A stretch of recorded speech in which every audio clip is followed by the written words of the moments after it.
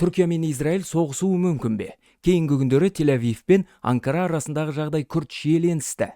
Бірақ мәселе Түркияда немесе Израильде емес, Сирияда болып жатыр. Түсіндірейін. 18 тамызда Израиль әскери әуе күштері Сирияның солтүстік батысындағы Әбу-ад-Духур әуе базасына 8 рет соққы жасады. База Түркия шекарасынан шамамен 70 шақырым жерде. Соққыдан ұшу жолағы мен қойма нысандары зақымданған. Адам шығыны туралы ақпарат түспеген. Ең маңыздысы бұл соққының себебі.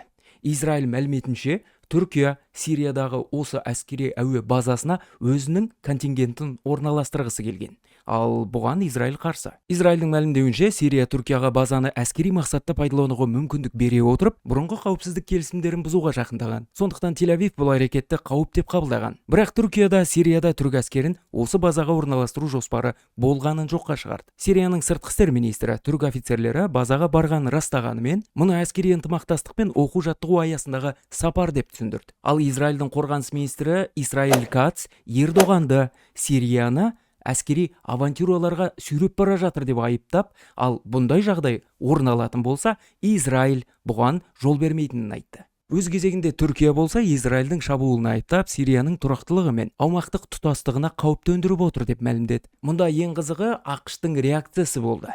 Вашингтон бұл соққыларды қажетсіз эскалация деп мәлімдеді. ақш, Сирия, Түркия және Израиль арасында әскери қақтығысты болдырмайтын арнайы байланыс механизмін құруға тырысып жатыр. Неге бұл маңызды десек, өйткені Түркия НАТО мүшесі. Ал Израильдің Сириядағы түрік әскери қатысуын күшпен тоқтатуға тырысуы екі елді тікелей қақтығысқа әкелуі мүмкін. Түркия Сириядағы жаңа билікті қолдап, оның армиясын қайта құруға көмектескісі келеді. Ал Израиль Сирияда өзіне қауіп төндіретін күштердің, соның ішінде түрік әскери инфрақұрылымының күшеюін қаламайды. Сондықтан мұнда Израиль мен Түркия тікелей соғысады деген мәселеге тіреліп отырған жоқ. Ал мұнда бастысы Сирияда екі елдің әскери контингенттері қандай да бір әскери операция барысында қақтығысып қалуы мүмкін бе деген ықтимал проблема.